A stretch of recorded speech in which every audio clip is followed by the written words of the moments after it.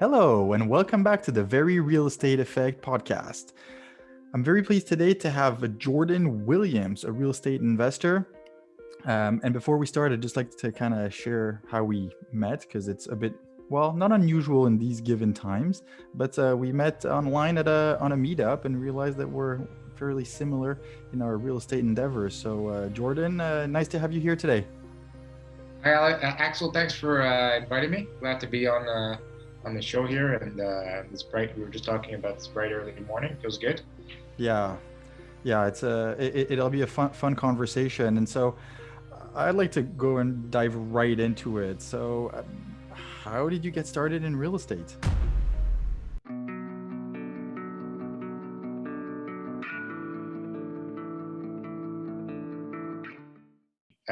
So I actually got started 5 years ago. 5 years ago was I'm getting old now. I'm losing track of time. So I think it was 5 years ago.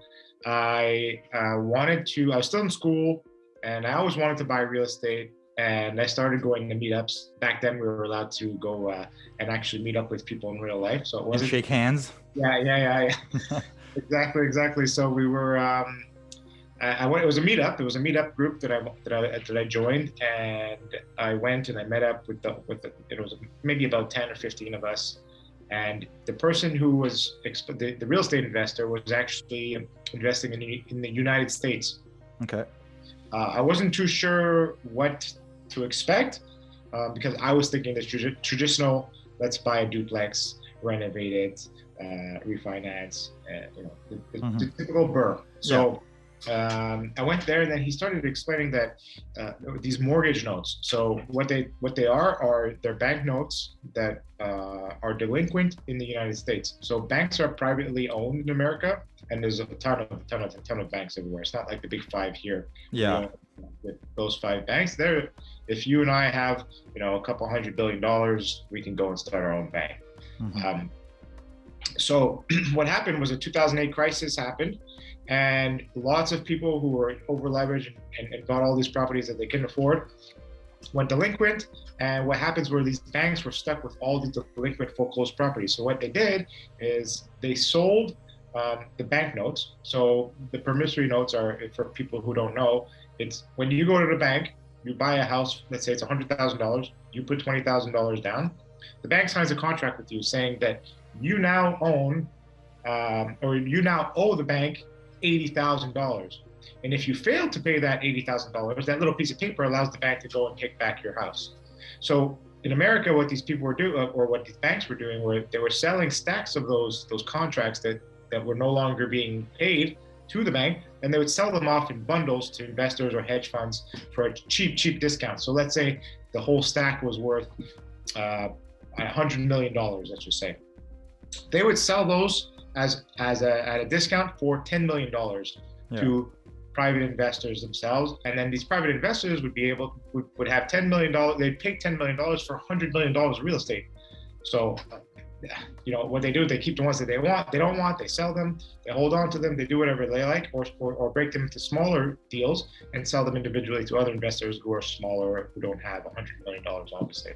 So that's what I did. I bought these delinquent paper assets, and I was buying them maybe 30 cents, 35 cents on the dollar. Wow. And you're able to go and speak to the homeowner. You essentially become the bank. And now the homeowner has to pay you every month instead of, you become TD Bank essentially. Yeah. And you hold the note. Exactly. So if they decide to not pay you, you still have the rights to go and foreclose and take back this house and then sell it on the market at value, which, when you're doing your due diligence, should be much more than 30 cents that you paid for it. For sure. On the market. And if how many did you end up buying like that? We bought 9. Oh, wow. Okay.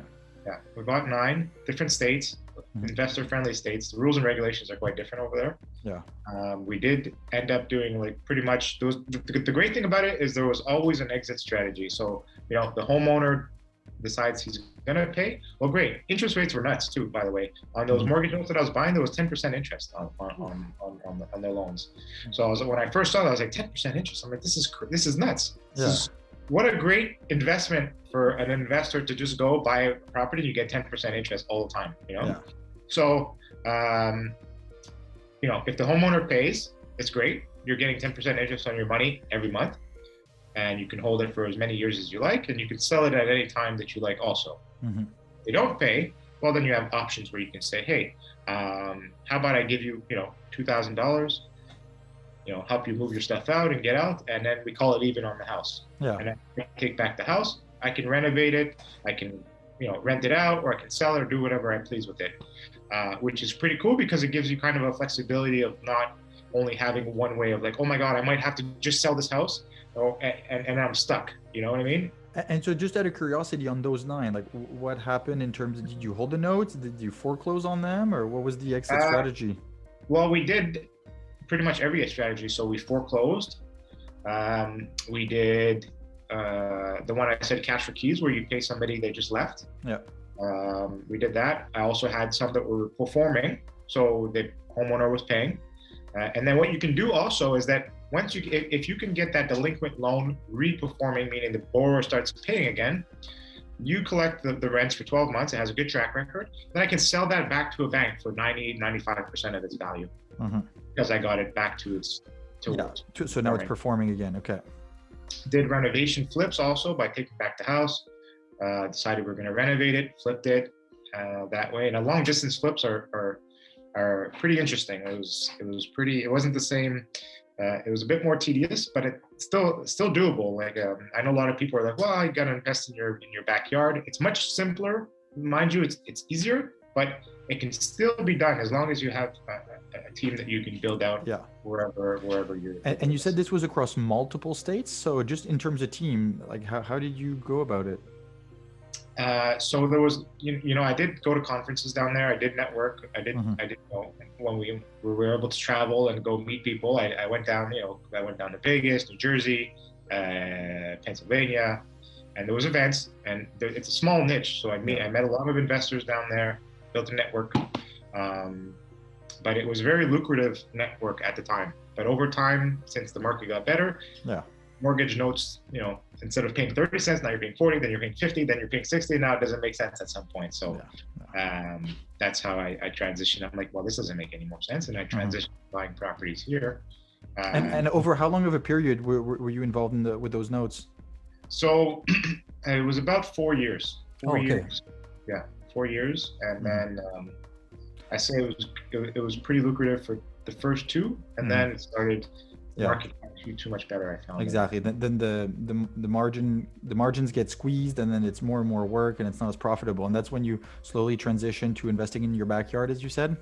Right. Exactly. Okay. And so that's in the Montreal area. Yes. Yeah. And I was buying single family homes, right? So and I realized, you have to do all this work to go buy one house, and it's 1 unit, still profitable, but like if I do all that work and I buy one property and it's 10 units, I just did what I did for all those 9, all 10 times. Yeah, exactly. Yeah. So.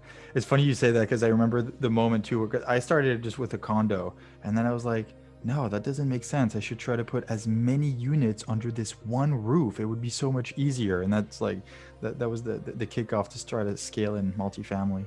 Yeah.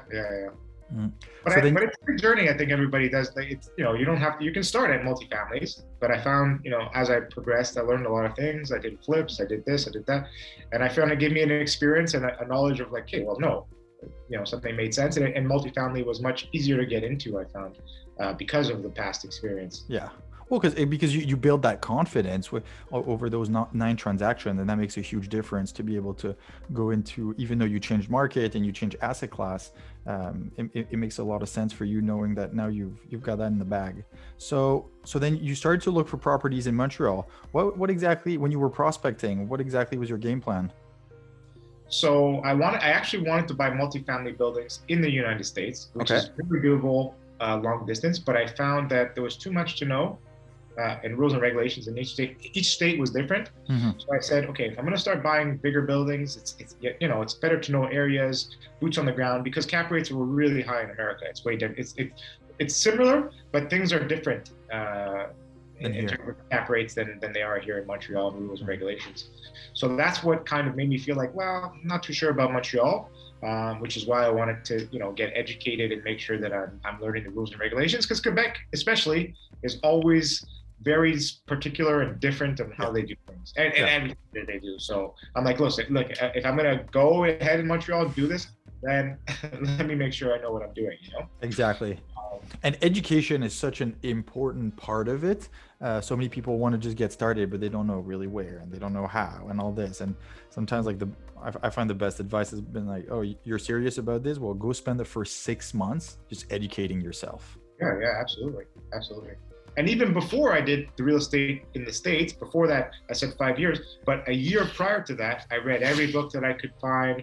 And it was Canadian books, American books, everything before like 1 year of like studying. And then I was like, hey, now I'm ready to go start meeting people and start Yeah. learning, I guess. Yeah. Now I have to put it into practice. Yeah. Exactly. Yeah. And so in Montreal, you said you started to look for multifamily. Did you start with the duplex? No, I didn't actually. I started with an eightplex. Nice.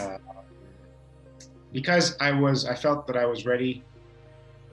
Like I said, my past experience, I felt like I was ready to buy, 8, 10, 12, 20, whatever it was. Yeah. I just needed to know make sure what the regulations were, because whether I'm renovating a duplex or a single family home, and I'm speaking with tenants, it doesn't matter, 1 tenant, 9 tenants, 8 tenants, one house I'm renovating. It's all the same stuff. 100%. You have to know the numbers and how things work.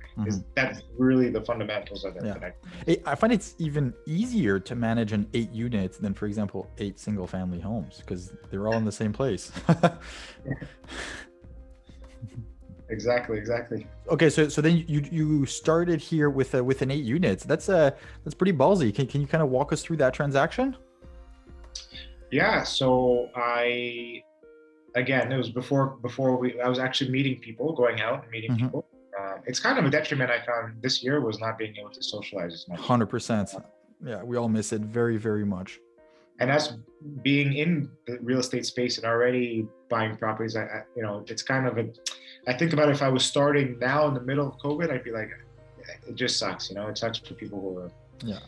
Anyways, so I bought an eightplex. I was meeting some people. I went to it was a real estate meeting, all professionals, those lawyers there, accountants, what else was there? There was lawyers, accountants, property managers. It was just a big real estate investment group. Okay. But there was maybe like 7 people. And this is where they bring in new people every week. And then you get to socialize and meet, and then people get to expand their business and network. Yeah.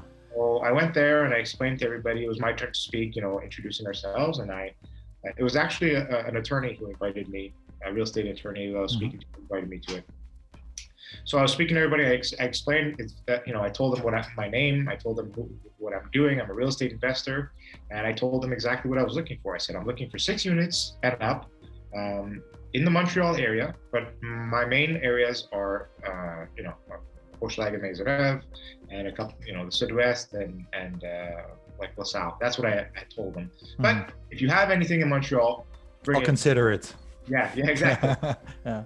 Exactly. So then I hooked up with one of the guys there, was a property manager, and he spoke to me, and then he's like, yeah, listen, he's like, I might have something for you. I'll let you know. I have investors who are out of country investors in France and the US, because I explained that I was also investing in the US. And he's like, okay, that's pretty interesting. Give me your number. We'll call. We'll get on a phone call. We'll chat and we'll see what's going on. So like a week later, he called me up, or I called him actually, and we spoke a bit. And then he's like, yeah, my investor, it's a great building, but my investor wants to pass on it for whatever reason. He just didn't feel comfortable, or I don't know exactly the reason. That's what he told me, but I don't know the reason. But yeah, you feel comfortable for whatever case. So I took a look at it, ran the numbers, and I was like, holy crap, this is a good deal. Like all the numbers make sense. This is a good winner. Yes, exactly. Yes. So I signed contract, put an offer in, and got it accepted. Was that through an agent or off market? Oh, actually, he was an agent. Oh, okay. Okay, so you did that directly with him. Yeah, exactly. Perfect. So we put the offer in, got accepted, and it was pretty cool, because it was also I put in a balance of sale in there also. Nice. It got accepted, and then we're doing all the due diligence, all inspection, building walkthroughs, visits, bank approvals, all that kind of stuff. Mm-hmm. And then it was like right before I was supposed to get the money from the bank. It was like a Friday I was supposed to get it. Mm-hmm. Something happened. They're like, okay, we'll get back to you on Monday because things are, a bit slower or whatever. And then Monday hits, and then it's lockdown from COVID. No. I was like, oh my God. And then everything closed down, and I was like, okay, well, I don't know what to do now. So everybody, we all just waited, and it postponed the deal. And then the dynamics of the deal changed as it went through, because now the sellers their mortgage was going to be up soon, so they had to sell very, very quickly. Yeah. And I've taken it was like 2 months that we had to wait. Like, we couldn't do anything. And you had to wait. And I'm just going back to what it was like in last March, basically, when no one really knew what was coming. You had your financing that was done and approved at that point already? Yes, it was approved. They sent us the letter of intent and everything. They just had to, I forget what it was. It was going through their department where they just had to sign off on it, and it was supposed to be signed off on the Friday, and then it would be wired to the notary the following week or whatever. So it was just that little last part there. At that crucial step, just before disbursement, where they're like, yeah, it's all good next week, and then the money doesn't show up. Yeah, I was like, oh my goodness, I was so discouraged. I was like, no way, I worked so hard for this. Yeah, and good for you for sticking with it, because that's what makes the difference. A lot of people would have just given up and said, oh, it's too complicated, I can't, but you stuck with it. Yeah. Oh, yeah. And then like I said, the dynamics of the deal changed as COVID progressed, because, like I said, their mortgage was up, and it was nearing the deadline, because I had to postpone for 2 months. Yeah. We were supposed to close in February. We ended up going all the way until April, at the end of April, and then May. And that theirs was up at the end of May. So it was like, and then they took the balance of sale off the table. Oh, so then you have to redo your financing or raise more money. Yeah, exactly. And they gave me a week to do it. So they said, it was like Monday, and they're like, Friday, you have to tell us if you're doing it or not, or we're off. And then I was like, oh my goodness. Yeah, I can imagine you hang up the phone and you're like, oh, I better get to work. Yeah. Not like I haven't been working the whole time. Yeah, I know, exactly. So actually, that's a good little segue. So what happened? How did you figure it out during that week? I proposed the deal to other investors. So it was 150K that I needed to raise, and I proposed it to other investors for partnerships, joint venture partnerships. And I was like, well, I'm going to give whatever X amount of equity into the property for this deal. Yeah. These are the numbers, and you kind of have to tell me within like 2 days. Yeah. So we're Monday. I need to know by Wednesday, and the funds need to be on the table by Friday. Yeah. Exactly. Wow. So it's kind of like, well, I don't know. So I just hustled like I never hustled before in that like week. Crazy. Well, yeah. Just phone calls, this, that, all over the place. And then Friday, I got it. I was able to get partners, and then we made it happen. And then we just changed the terms of the deal. And then because of COVID, slowed some things down, and the balance of sale got taken out, the bank actually had to redo some of the numbers. Yeah. So it took an extra even longer. So then it goes back to approval, and then they change it, and then 2 weeks later, finally they come back, and it's all good. Yeah, exactly. And then we closed. Yeah. So it was March, April, May, June. It was a 5 months to close that deal. Wow. Yeah. But hey, in the end, was it all worth it? Of course. Hell yeah. Yeah. Of course. I wouldn't change it. It was a great experience too. I mean, like I said, sometimes things fall through, but it's also a lesson to learn, and you see who's who, and what, I mean, of your personality too. You can do what you do, And the resilience, because at the beginning in February and March, you thought it was a great deal, and you didn't let go. You worked. You kept getting obstacles, but you found a way. And I found that for a lot of us, that's what makes the difference. Because think of how many people around you that want to get into real estate, but like, oh, it's too complicated, or oh, you have to deal with tenants. Oh, the financing is so tough. But hey, if you don't make efforts, if you don't do the work, you'll never get anything done. Oh, absolutely. Mm. It's the work that I find that misconstrue a little bit when people are like, oh, it's real estate, okay? Because some people say I don't want to deal with tenants, but the ones who are investors who want to be an investor, they think that, and it was myself included. When you start, you're like, well, I'm going to learn. Now that I learned everything, I know the terminology. You're still nervous to go speak to people. Once you do, even if you have, let's just say you're not looking to partner with people, but you have money and you want to buy, you're like, oh, it's going to be easy street. But it's not always as clear cut as it is as you think that it's going to be. You're like, oh, buy the property, do the renovations, refinance. That's it. How everybody explains it on the internet and all these things that you read. You're like, this is how they explain it. Yeah. It's simple, but that's not how it tends to go. You know what I mean? Exactly. That's the theory. And it's funny, we were talking about this with my wife, where sometimes we get properties under contract and we're like, oh, that's going to be a slam dunk. That's an easy one. There has never been an easy transaction. Even on the ones that from the outside at first look, hey, this is very straightforward and stuff, like, oh. And just to give an example, like we closed on a 5-unit back in the fall. It was supposed to be like a 2 months, boom, boom, off market. They're happy, I'm happy, the terms are good, the price is decent and stuff like that.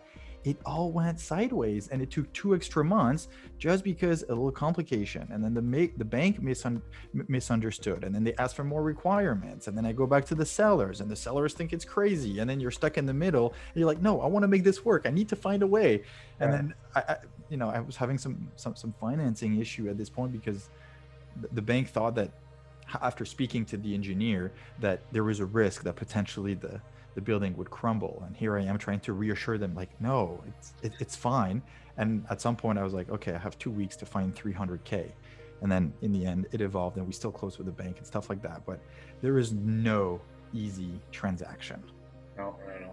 But the good thing that's cool about it is that, like, you always, because each transaction is different. It's like that's where your experience builds, right? Because you learn something that, if I see this probably or encounter this again, it's no big deal, Yeah. Whereas when you first encountered it, you're like, oh, what am I doing? What do I do here? I've never seen this before. They don't talk about that in the books. Like, what if the seller stops cooperating? What do I do?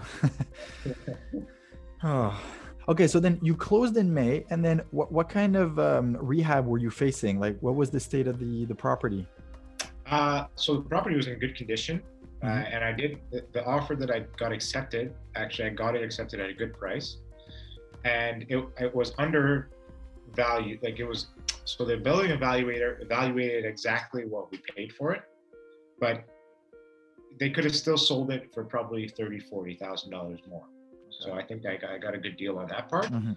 And then what was cool is that we all know through COVID, the prices just skyrocket. So I'm like, not only did I get it at a good price, but throughout the year, it's worth way more now doing anything to it than when I previously bought it. Yeah. So already within a year, you probably made 20% or 25% on it. Exactly.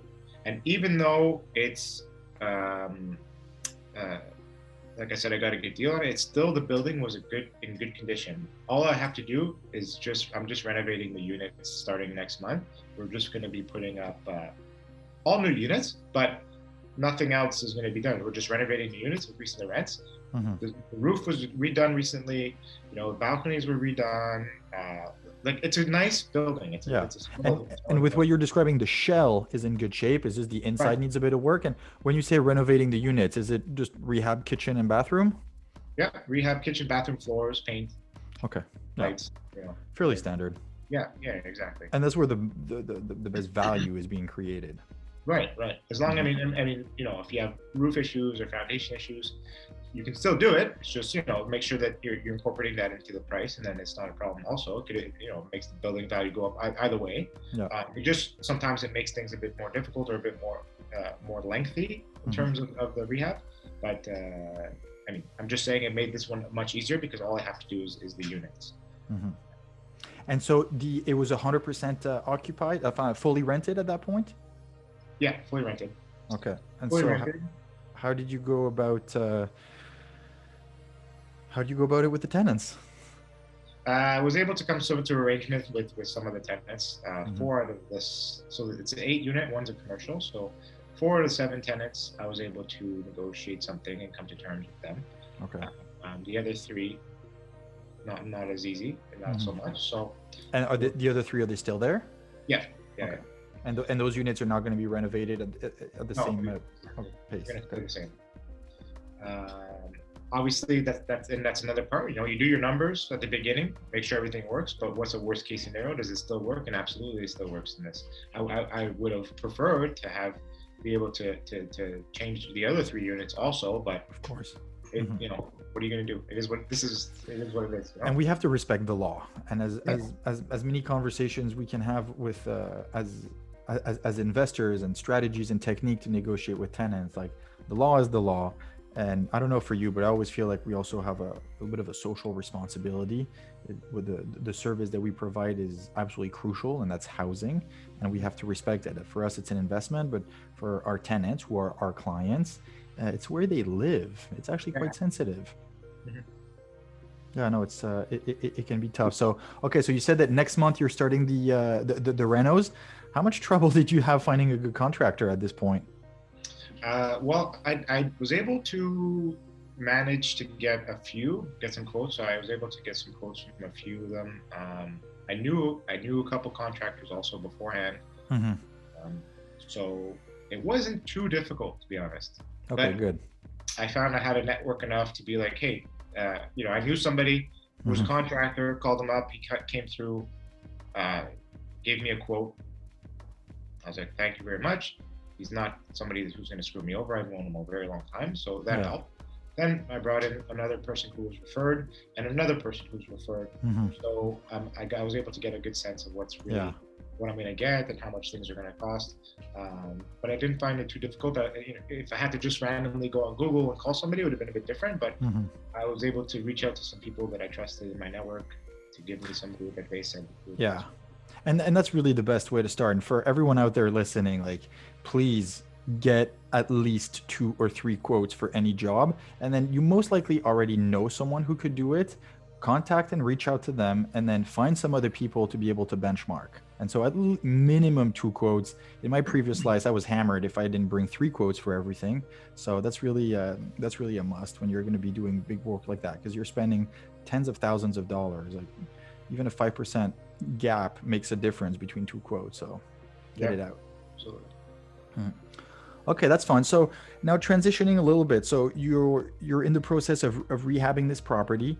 Are you looking at the market? Are you prospecting? Kind of what's your strategy for the rest of 2021? Yeah, I'm always looking. I changed. So I've been a little bit, I guess, dormant the past 3 months.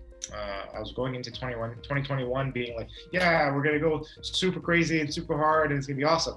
But the reality of it is I just bought 2 more properties in December, and they were extremely difficult deals as well. And it took very long. Yeah. And it was so hard, like a back and forth, seller, this, they don't, like you said, the same exact thing. The bank wanted more of this, but it was in the middle of the lockdown also. And the tenants didn't want to let people in, but the bank was going to accept, the evaluators wouldn't accept not going in to see. Yeah. Then I was like, you're stuck. Anyways, It was an extremely tough deal. Got through it again. I was like, oh my God. I grew a little bit older from that one. Every year I'm getting a little bit older. Every deal I get a little bit older. That's where the white hair come from. I'm telling you, next time we speak, I'm going to be looking like you. So out of curiosity, what were the 2 properties that you closed on?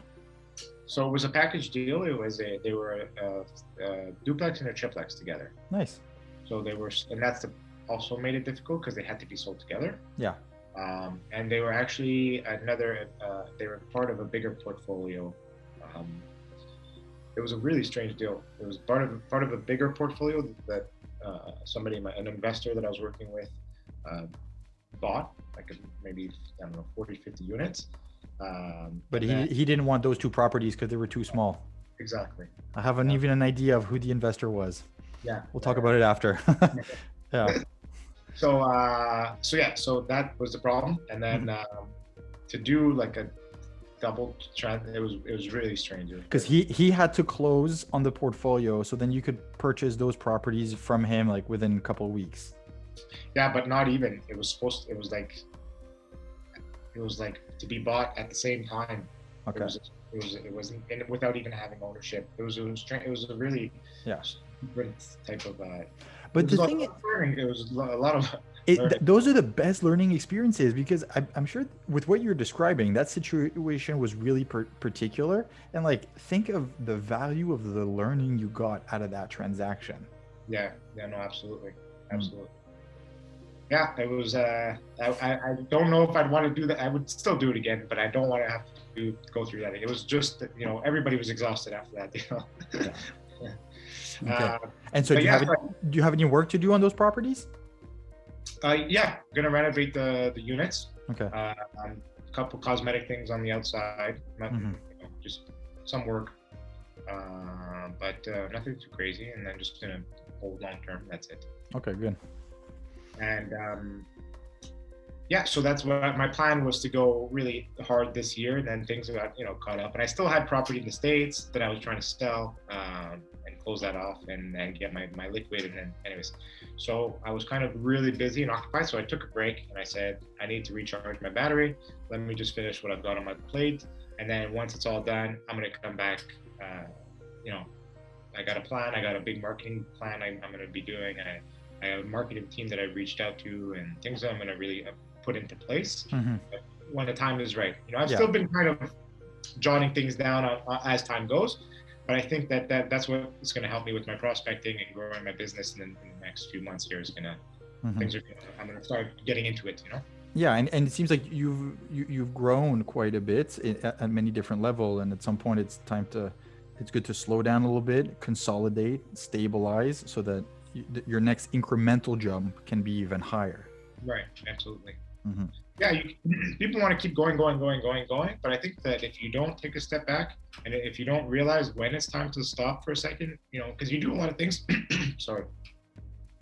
You might do a lot of, like, a year. I had a busy year. I did great last year. I'm not complaining at all about it, but you got to sometimes slow down, Yeah. congratulate yourself, acknowledge what you've done, take the break, enjoy it, recharge, and then go back full force again. Because a lot of times I find people just want to go, and then because they're doing that, they're not taking the time to actually make sure they're doing something or taking the right steps, and they'll make mistakes along the way just because they're tired, or they keep going, and they don't want to stop. Mm-hmm. You don't maybe overpay for something, or didn't realize that this property that you bought wasn't as good of a deal as you thought, because you're doing so fast. You're always on the go instead of taking time, really realizing and looking for what you want. Mm-hmm. So.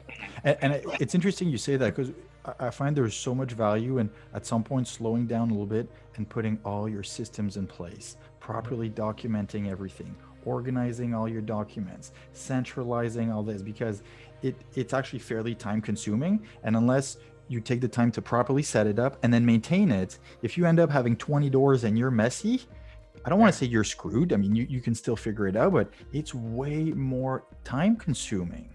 Absolutely. And then the thing is that, like you said, it's a snowball effect. So if you didn't do it right from the beginning, it might be easy to manage because it's not so much. But as you grow and grow, yes, your portfolio, like, they say one building, then two buildings, and as time progresses, it's a snowball effect, and you accumulate many, many doors. But it also goes to say with problems, right? If you start with the management of it. Exactly. You have a small one, but it snowballs, and it's going to be very big also at the end. It can be a negative thing or a positive thing. You just have to make sure that, take into consideration that, it can happen for both sides. So like you said, take the time. I took the time.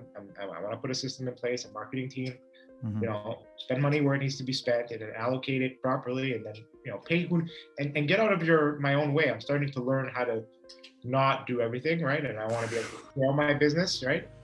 Yeah. So it takes all, and also that the problem with that too is it does require some funds to have disposable too, right? So you don't have to start with a ton of money, but I find it does help if you have a little bit. Definitely. And because some of those systems that we put in place, some of them are almost free, and some of them you have to pay. So at some point that you have to be comfortable with, you start to have a bit of overhead. And I'm not saying like to have expensive offices or anything like that, but you start paying for a few memberships, a few systems and stuff like that.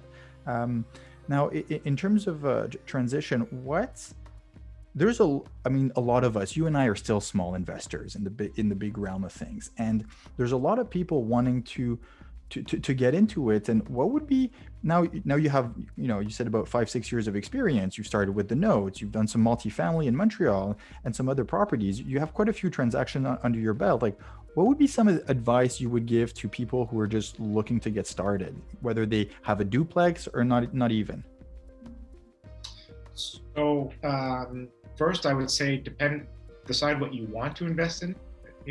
There's no right or wrong way of doing things. I was speaking to one of my buddies the other day, and I said, I think he wants to buy a condo or a house, but he's getting started. Mm-hmm. And then afterwards he'll do things. But I'm like, there's no right or wrong way of going about it, real estate. Okay, obviously in terms of buying deals and paying, of course, but in terms of what you want to invest in. So I say, look, I want to invest in multifamily buildings. I can scale it. I can, my wealth will grow exponentially, much quicker pace than if I were to just buy my 9 single family homes. But just because somebody wants to buy 9 single family homes instead of a 9 unit multifamily building, it doesn't make it wrong. No, exactly. It just depends to your investment philosophy and type. Exactly. So for anybody getting started, just because you and I, Axel, are buying multifamilies, doesn't necessarily mean that this person listening has to go and buy multifamilies. You don't have to do this. You can go buy, like a duplex, an income property, but it doesn't have to be 6, 8, 10, 12, 30, 40 unit apartment buildings, right? Mm-hmm. So if you're getting started, pick something that you think would be good for you, interesting, like single families, duplex, triplexes, or the like, or multifamily. Pick your niche. Yeah, that's the first thing. And then the second thing, you can decide if you want to buy and hold for a long period of time, or do fix and flips. Okay, so just pick what you want, and then choose. It's kind of like pick your poison. So once you have a sense of that, then you can go out and start meeting people and network, doing that. But first, pick what you want to be into. Absolutely. Pick your strategy and then go with it. And it kind of connects back to what we said earlier. Once you picked your strategy, then educate yourself about it. Get good at it, or tag along with people who have been doing it, because you learn so much from just replicating what others have spent decades doing. Right. And you can always, like I said, I did. You can always change. It doesn't matter. Depending on what the market is doing, you can adapt and change your investing strategy, because multifamilies might be out after 5 years and might not be as lucrative as if you're doing fix and flips or duplexes or whatever the case is. Just you can change at some point. So like I did notes to start with, and now I transition to something else. But so it doesn't matter what you start with, just pick something to start with, and that's it. And then stick to it, like you said. And then at some point, if you want to change. It's okay. It doesn't matter. And at least you will have your previous experience, whether you change asset class or geography or anything like that. The more deals you've gone through, the more tools you add to your belt, and then the more you can actually do all around whenever you're looking at opportunities. So just get involved. Yeah. So finally, one last question: where can people find out more about you? Well, I do not have a website. People could reach out to me on my Facebook or my LinkedIn. My social media is also my Instagram. So my LinkedIn is my name. It's Jordan Williams. You can reach out there. We can connect through that way, and then we can just talk and chat. There's the meetup group that I have. Yes. So. Yeah. What's the name of the of the meetup?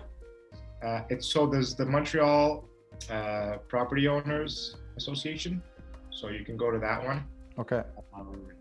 So that's the meetup group. There's no links there, but Jordan Williams on LinkedIn, and you can just reach out to me there, and I can give you more information. Okay. I'm up to talking with anybody who's in real estate, investors or anything, or any way affiliated, realtors, anybody. I'd be more than happy to have a chat with you.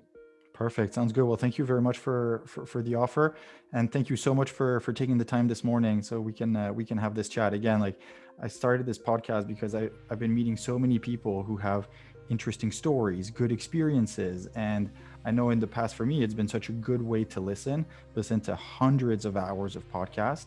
And I've joked with some friends saying like, oh, you know, listening to these real estate podcasts, I feel like I've earned a master's degree in real estate. And I'm like, doesn't mean anything, but I just think it's funny. And so I find you're a very good example because your story is inspiring, and it just shows that, you know, if we can do it, you can do it too. Yeah, absolutely. So just keep your mind to it. Thanks for having me, Axel. I really appreciate it, and great idea on your podcast. I think it's going to be awesome for a lot of people. You know, you build your following, and then you give good content to people. You keep going and interviewing all these people in Montreal, and it helps.